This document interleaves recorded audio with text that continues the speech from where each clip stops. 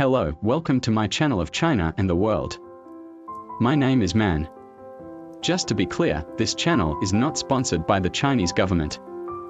I was born and raised in Hong Kong when it was a British colony and currently living in Australia, a Western democracy. I know too much about China and the West. In this channel, I am going to tell you the truths mainstream media have been hiding from you. Truths all of us should know. Hope you enjoy my channel.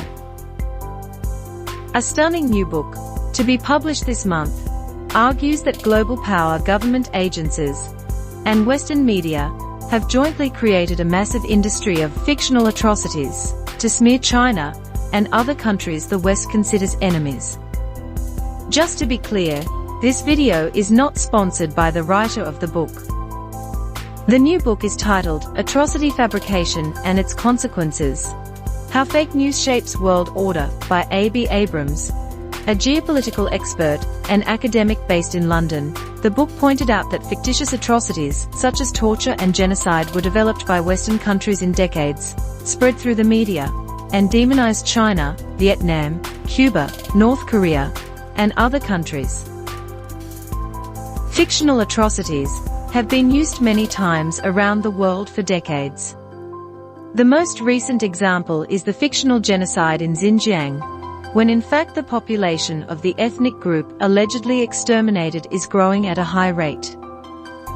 The book points out that one of the main purposes of the West fabricating the story of China's genocide is to make the world resent Beijing and unite the international community to support the West in its confrontation with China. The world has been misled.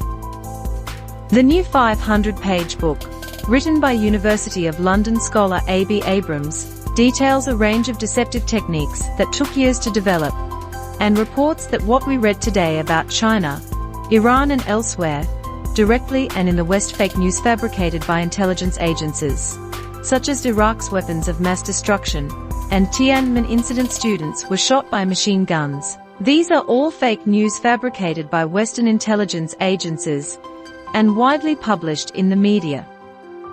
Abrams writes, "The Uyghur population in Xinjiang is like the incubator babies in Kuwait, the American civilians killed in the terrorist attacks in Cuba, the brutal treatment of Filipino civilians, or the victims of the Syrian government's chemical weapons attack. They are like it was Park Yun-mi, who was forced to walk over 3 mountains to bury her father, the Iraqi dissident who was thrown alive into a human shredder, the student who was run over by a tank in Tiananmen Square, or Libya, who was raped by Gaddafi's black mercenaries women." What all these so-called victims have in common is that the crimes committed against them never actually happened, but are widely publicized as part of Western foreign policy. Abrams' book is due out in March 2023, but preview copies have already been sent to me and others. Leading independent journalist Max Blumenthal described the book as a devastating revelation of how interventionist factions wield human rights weapons to destroy hostile countries and make their people miserable. The scary thing is that these fake news often lead to violent incidents, real harm to people, and huge undeserved reputational damage to those who are considered hostile to the West. Fake news shapes global thinking. Abrams is a well-respected scholar known for his work on geopolitical relations and for being immune to media fiction. With careful citation of sources, this new book is meticulously researched and tells us precisely how the Western world demonized its adversaries by creating misrepresentations and weaponizing concepts like human rights to shape global thinking and control public opinion. What is the technique of fictional atrocities? It is people in independent, human rights organizations, secretly funded by the global power government, who have fabricated some shocking stories of brutality and widely circulated in the world's largest media, including BBC, Reuters and New York Times. Abrams traces the development of the technique of fictional atrocities in various countries, from centuries ago to the present. But in this article, we'll delve into one such example, his analysis of the current narrative about Chinese concentration camps.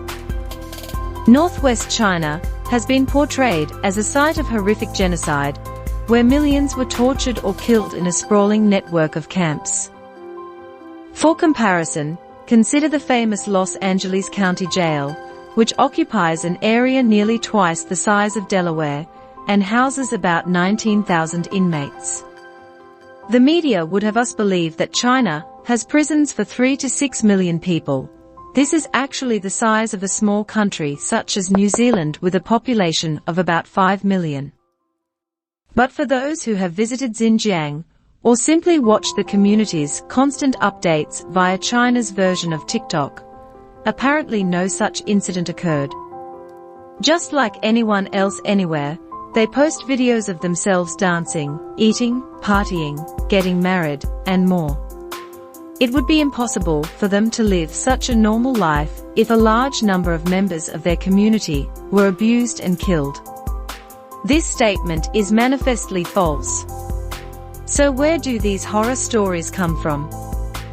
The book states, these horror stories come primarily from the global power government-funded anti-China groups dominated by Islamist or separatist hardline Uyghur dissidents, such as the World Uyghur Congress, Uyghur Foundation for Human Rights and Democracy, and Uyghur America Association. These groups are all heavily funded by Congress through the National Endowment for Democracy (NED), which since its inception has had close ties to the CIA and has been specifically designated to carry out more covert missions that the agency previously carried out on its own. Innocent people hurt. What is truly shocking is how often fictional atrocities take their toll on innocent people. Chinese society, for example, is unjustly demonized globally as cruel and barbaric, while Uyghurs in China are unemployed through no fault of their own. Civilian voices have also been targeted. Jerry Gray, a retired London police officer, spent time in Xinjiang and gave an honest account of life in the province, debunking Western media allegations of death camps. This is absolute nonsense. There aren't a million Uyghurs in concentration camps. It's just complete nonsense, he wrote. Daniel Dumbrell, a winemaker turned commentator, did something similar. We're expected to believe that the Uyghur population is being wiped out.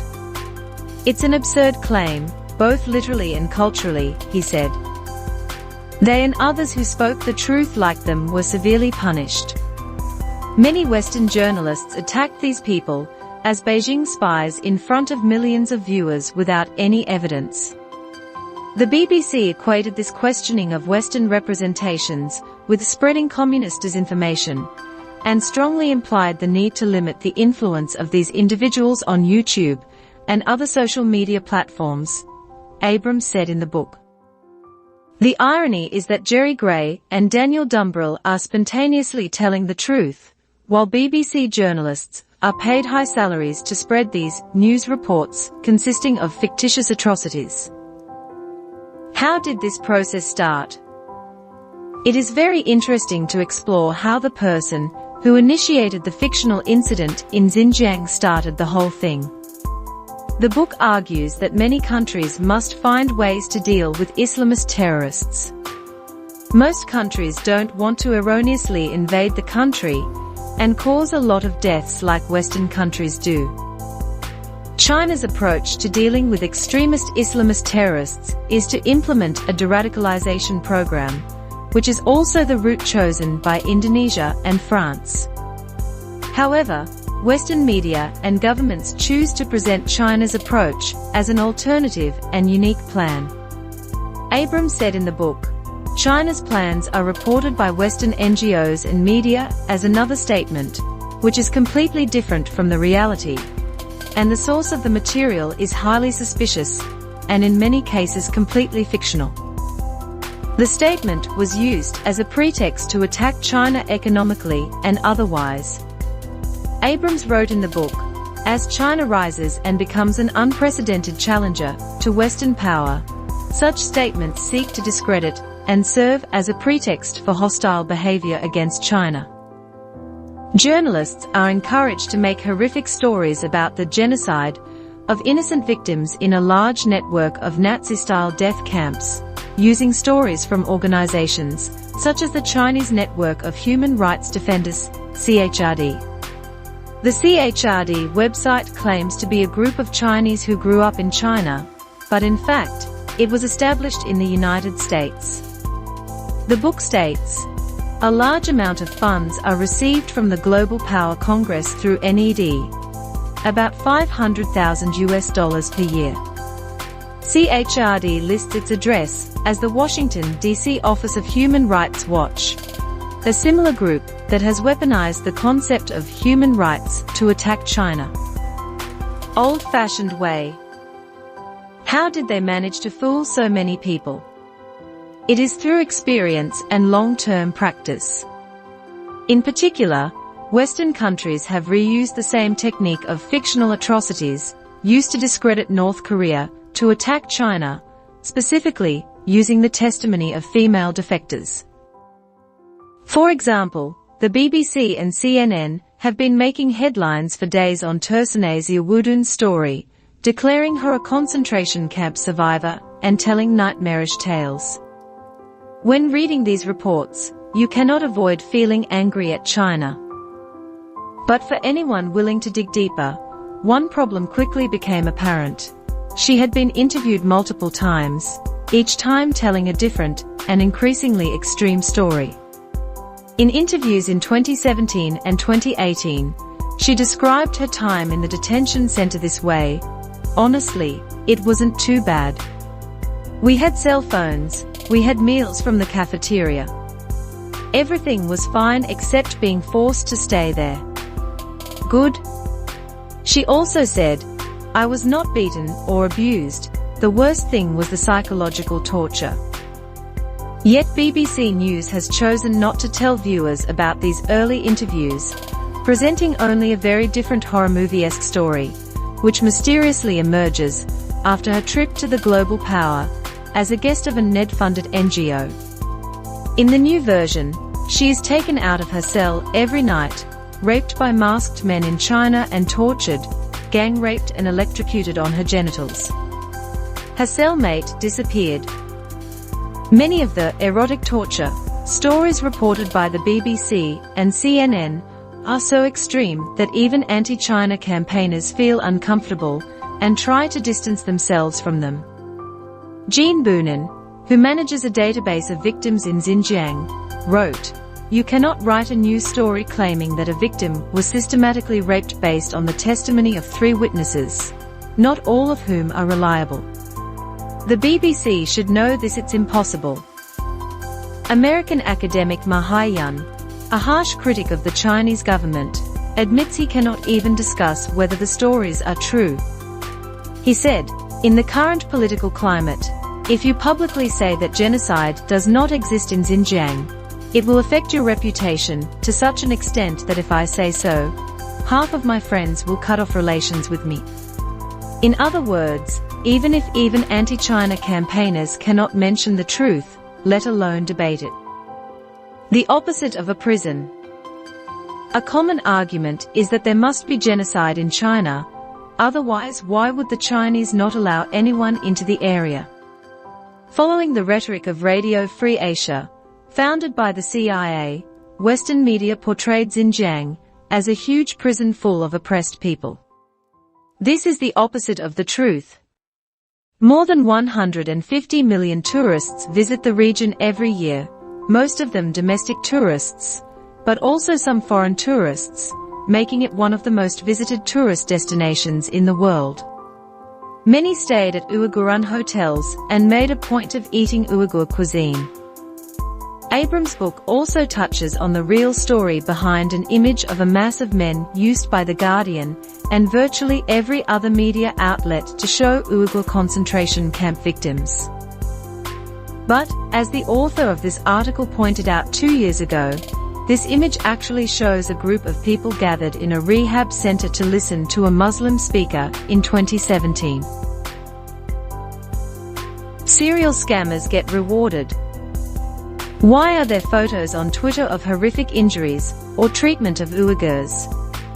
To answer this question, Consider the case of Arslan Hidayat. The trick of this anti-China campaigner living in Australia is to find pictures of distressed people from anywhere and relabel them as China tortures Uyghurs for mass dissemination on the internet. When asked, he acknowledged that such faking is common among activists like himself. You'd think such a person would lose all credibility right away.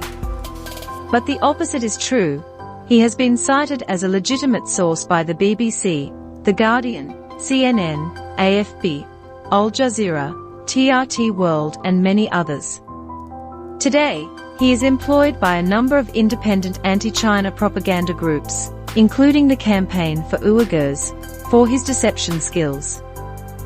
Where is the morality? Read on, dear reader, to see just how bad things are.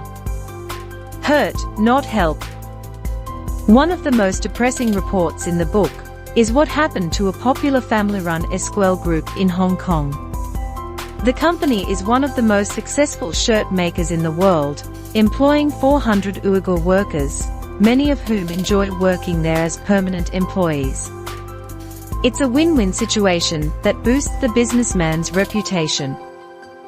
Yet the company has been unfairly blacklisted by the US Department of Commerce for slave labor companies, making exports difficult and hurting the company and its employees. Abrams states in the book, Iscar Group invited US Department of Commerce staff to conduct free and open visits to Xinjiang facilities, but did not receive a response. For Iscar employees, this is confusing, as if their accusers don't want to know the truth as much. Subsequently, when Ishkar invited independent labor, ordered experts to visit facilities in Xinjiang, conducting interviews with randomly selected Uyghur workers, in each case found no evidence of forced labor or coercion as claimed by the West, Abrams' book states. But what to do? Although Western governments and media have repeatedly emphasized the rules-based order, they ignore the most basic concepts of right and wrong. Other companies saw cases like this and stopped hiring Uyghur workers. Companies get scared when they are punished for doing the right thing. The Western media and government are clearly pretending to help the Uyghurs, but they are actually costing them jobs. Other visitors reacted differently. What will be the outcome of this difficult situation? In Abrams' view, the narrative of genocide in Xinjiang has been accepted by Western countries, but he pointed out that most people in the world are clearly skeptical. Many Middle Eastern and Asian countries sent envoys to Xinjiang and were pleased with what they saw. Nepalese ambassador Leela Manipordial said after the visit, "The vocational education and training center in Xinjiang is not a concentration camp, as described by some Western media, but a school which aims to help those affected by extremist thoughts eliminate harmful thoughts and learn vocational skills. This counterterrorism example is worth learning for many countries."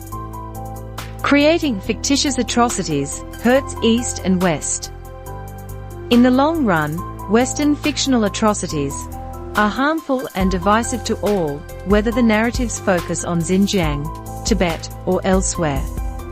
Western governments and the media have spent so much time and energy exaggerating false stories of brutality that it is difficult for them to return to a more moderate stance. As a result, trust levels in Western governments and media are bound to plummet. The significant investment Western information networks have made in Xinjiang's lies-making, including assets such as Human Rights Watch, the BBC, and the RFA, means that if the narrative is pushed too far, and there's limited international acceptance for it, the West is far beyond the international credibility, could be eroded at the point of an irreparable humanitarian problem. Some might say that the mainstream media's reputation is irreparable. Time will prove everything. Abrams' book will be published in March. Highly recommended reading. In my opinion, all these fabrication and fake news are driven by war money, what I call weapon dollars. A lot of ridiculous things are happening in the West every day. Many lives are lost in wars and conflicts, yet they are ignored. You wonder why country leaders and mainstream media are doing that. But as long as you understand that everything is driven by the huge war capital from the top down, it all can be explained. How sad. Thanks for watching. If you want to know more truths about China, truths that the mainstream media are hiding from you, please comment, like and share my videos. Talk to you soon.